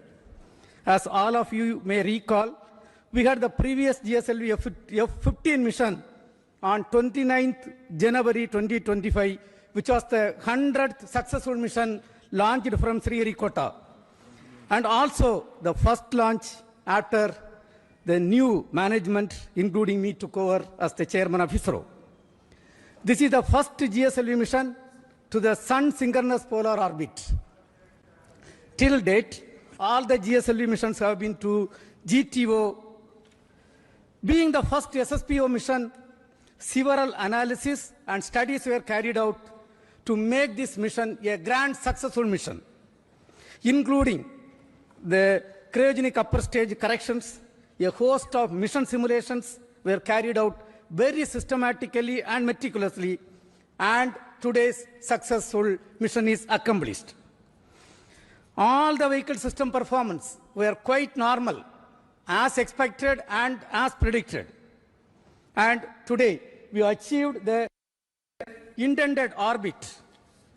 Actually, we have got the orbit position of less than 3 kilometers as against the permissible level of 20 kilometers.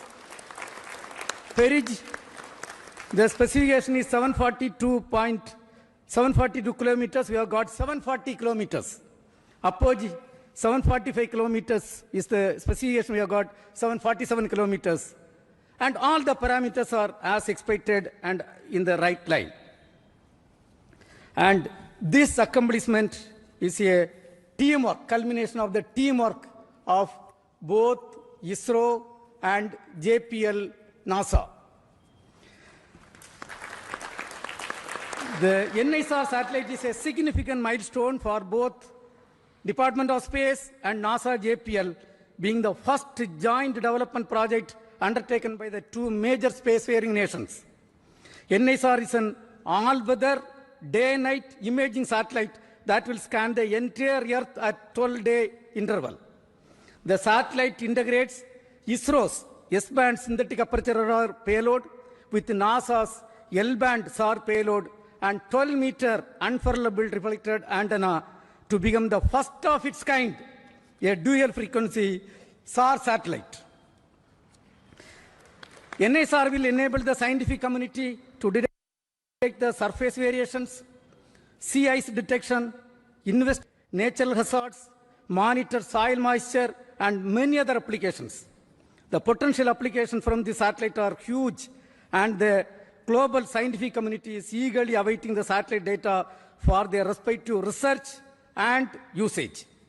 The implementation arrangement between ISRO and NASA for a joint Earth observation satellite mission was signed on 30th September 2014.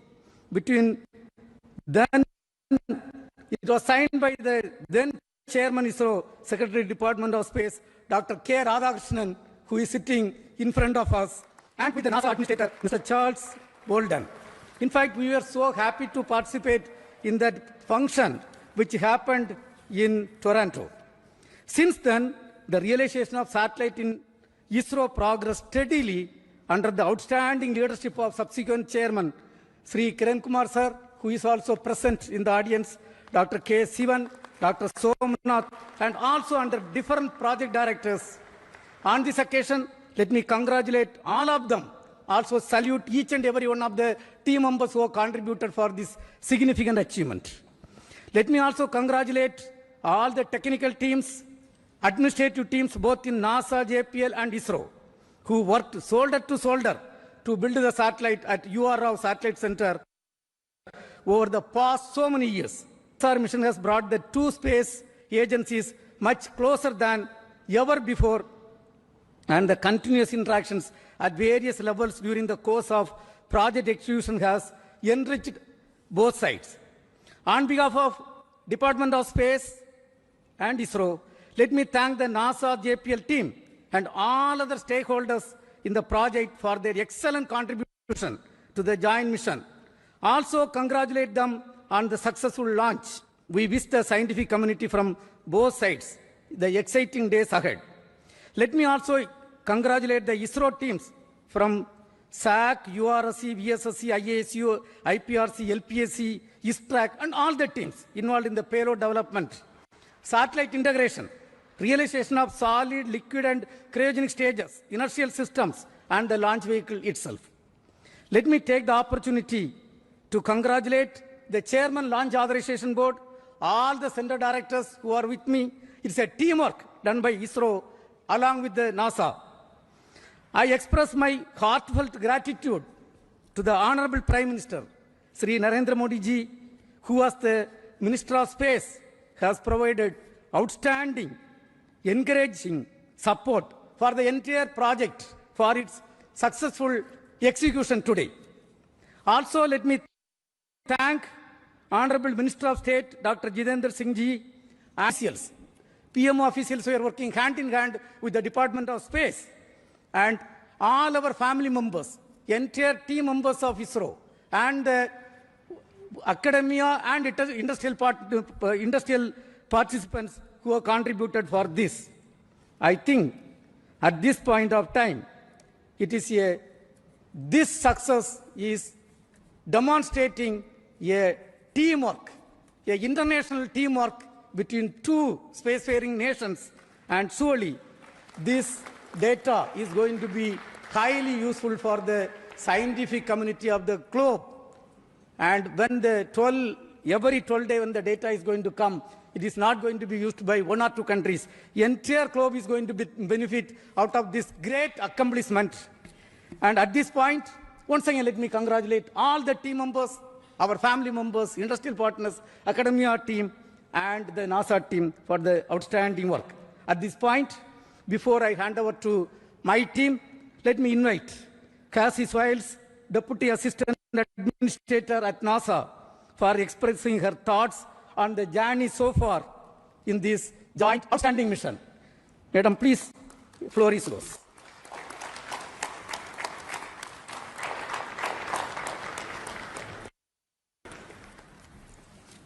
Yeah, please. Well, I first have to start with go ISRO, go NASA, go NISAR. So I am honored to be here today in the ISRO Mission Control Center. It's just truly been an incredible visit so far, and I have to tell you, I had an opportunity. I'm sitting next to our charge. It's just an honor to have you here, so thank you, sir, for being here. The former ISRO chairman, I looked at him right after the launch, and I said, so how does it feel to not be on console? He said, well, it's a different seat, so it's good to not be in the hot seat. So I'm glad you got to watch the launch and enjoy it. But on behalf of NASA, I want to congratulate all of the teams. It has been just an incredible decade culminating in this moment, from the technical collaborations, the cultural understandings, getting to know each other, building that team across continents, across time zones, missing nights, missing weekends with families, holidays. It is truly something that every single person in this room should be proud of. I am so proud. I was so proud to be out there watching this launch. Dragonflies flying above, just picture perfect, and I could not be more proud of these teams. You know, and this mission, it's truly a pathfinder, not just in regards to our technical, because those are truly incredible. This Earth science mission is one of a kind and really shows the world what our two nations can do. But more so than that, it really is a pathfinder for the relationship building that we see across our two nations, you know, across India, the United States, building upon decades of collaborations that already existed. And I cannot be more proud to be here representing the U.S. and really representing the teams that have been working so closely behind the scenes to make this happen. I also want to thank, I saw, several family members, both, last night on the U.S. side. I saw several family members here. So I want to thank the families. It's no small sacrifice seeing your loved ones work day in and day out on a mission that takes over a decade to build. So thank you for your support of the incredible, technical, talented people in this room. And I really, really cannot wait for continued partnerships as we go forward, building on Chandrayaan, Axiom 4, and now NISAR. So thank you. Congratulations. Go NISAR. Go India. Go the United States. So congratulations once again. Now, if you're just joining us, I'm Raquel Villanueva with Dr. Sue Owen, live from NASA's Jet Propulsion Laboratory in Southern California. We were just watching celebratory speeches from India after our colleagues at the Indian Space Research Organization launched NISAR about 30 minutes ago. NISAR is a joint mission between NASA and ISRO. It's a powerful Earth-observing satellite built to track changes on our planet. And launch was a spectacular sight. Right, Sue? It was really amazing. And, we were here at the Mission Control Center here watching the launch, and it was just so exciting. We had our lucky peanuts.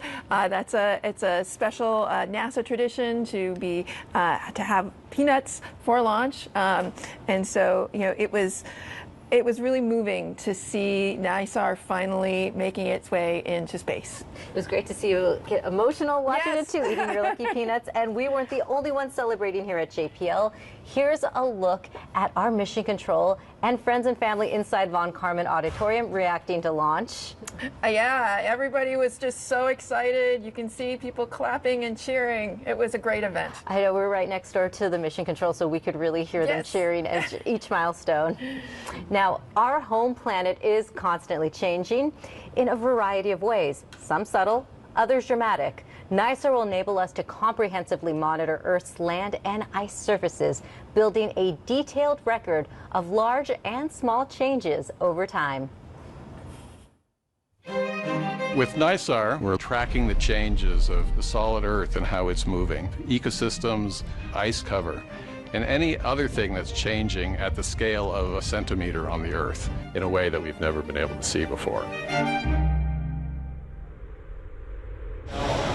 Because of these very subtle motions we can measure, we're able to understand what's happening below the surface of the Earth at great precision. We can see subsidence, and that allows us then to manage resources of what's happening below the Earth. Scientists want to study the movements of the Earth's surface to understand the processes that could trigger earthquakes, volcanoes, and landslides.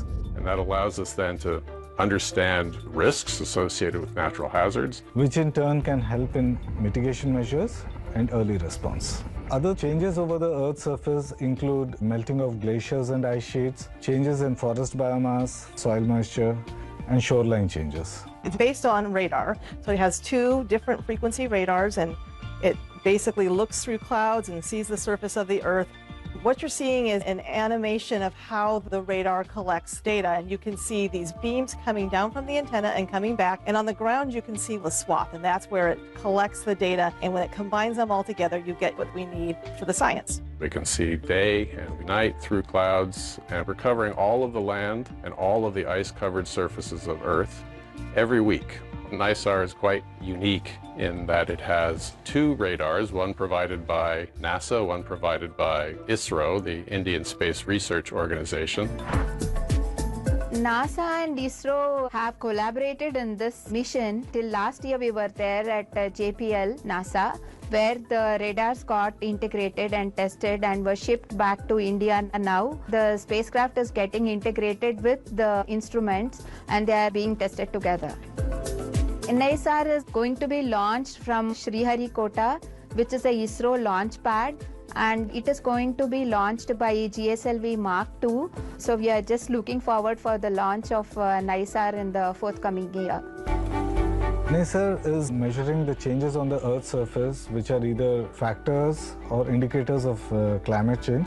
The society will also immensely benefit due to its contribution towards disaster management and providing food and water security. These things are global problems that the global community needs to come together to resolve.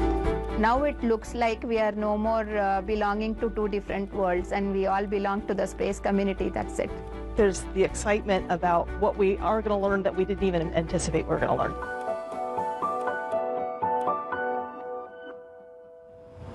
This mission has been years in the making, and one of the people who helped bring it to life is with us right now. Charles Alachi is the former director of JPL, a member of the NISAR science team, and we are sitting in a room named after him. Charles, it is great to have you with us. Well, thank you. Thank you. How are you feeling after witnessing launch? Well, to say ecstatic is an understatement. This is a great day. I want to start by thanking our colleagues in ISRO and India for the perfect launch. We have been working together on this for almost 15 years, and I was delighted to see many of the faces that we worked with, at the Indian Control Center, and many of the people here at JPL who have spent, more than a decade, including the team members sitting here, spent more than a decade to make this happen. This is a great day. Fantastic. So, Dr. Alachi, you actually pioneered the evolution of radar technology here at JPL. How does NISAR embody that tradition of innovation? Well, it's really in the spirit of their Mighty Six, which is the spirit, of JPL. I remember when I first came here, all the radar team used to sit in one room. We were like 7, 8 people. And now you look at it, how much advances were made. NASA and JPL really were the foundational start of spaceborne synthetic aperture radar, starting with CSAT and a series of shuttle imaging radar mission. We developed and demonstrated multispectral, meaning colored radar. We developed the interferometric techniques that are being used now, and now using SAR for Earth observation is being used by industry, many nations who are participating in this endeavor. But NISAR is going to do the next quantum jump. We are going to be able to actually map the planet every week down to changes in the centimeters. That's a fraction of an inch. So we are going to be watching our planet actually breathing, as a result of natural changes or human-driven changes, floods, pumping water. So it's really going to open a whole new domain that is going to really impact in a major way how do we observe our planet.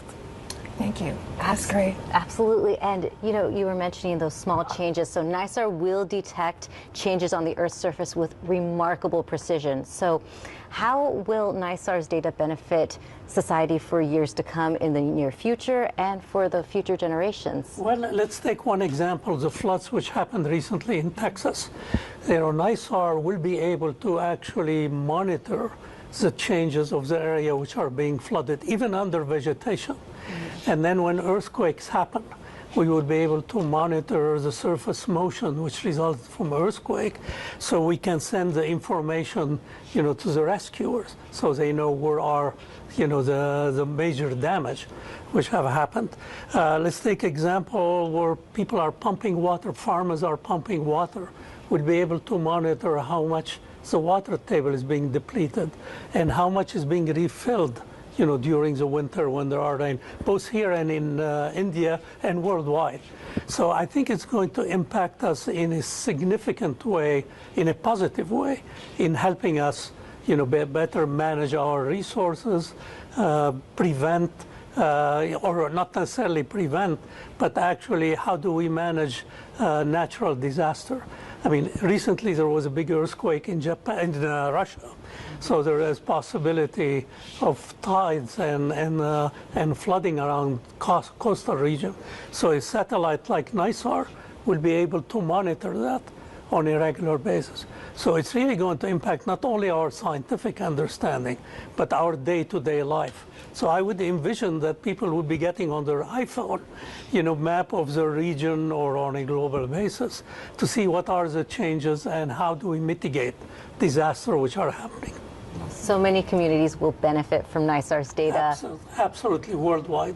Well, thank you so much for sharing your insights with us today, Charles. Well, thank you very much, and go NISAR. Go NISAR. Go NISAR. Thank you. So, Sue, we are waiting for our ISRO colleagues to confirm acquisition of signal, but looking ahead, what comes next for NISAR? So over the next 10 days, the satellite will be, they'll be checking out the satellite, and then in about 10 days, they will start deploying the antenna reflector. So the boom will, you can see here on the video here, the boom will be, the hinges will be fired so that the boom will get into place, and then once that is into place, you'll see the reflector itself start to bloom, and that will take place over days. They want to do this slowly and carefully to make sure that everything is working well, and then after that they'll be turning on the radar instruments separately and together, making sure all of the radar technology is working well, and then after 90 days we will start collecting science observations. So there's a lot to look forward to. Yes, there is. Well, that wraps up our coverage for today. Thank you for joining me on the desk today, Sue. Thank you, Raquel. It's been really great having you here as a launch buddy. Yes, witnessing the launch together is fantastic. So this marks the beginning of a mission that will help us better understand our dynamic and changing planet. To hear the latest updates on NISAR, visit go.nasa.gov/NISAR blog. You might hear cheering in the background, perhaps a new milestone. We'll leave you alone with a replay of launch. Have a great day. 8 seconds पर L40s का प्रज्वलन हम देखेंगे. 10, 9, 8, 7, 6, 5, 4, 3, 2, 1, 0. All L40 engines generating nominal thrust. S139 motor ignited. 5 seconds. That's a magnificent tracking of the GSLV F-16 NISAR mission.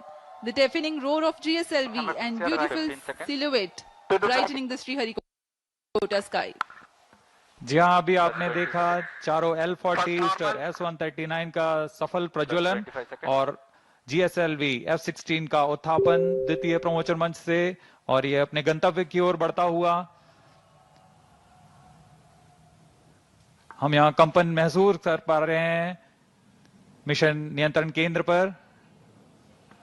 The first stage of GSLV with S139 solid core motor and 4 L40 liquid strap-ons thrusting together. 7,800 kN cumulative thrust.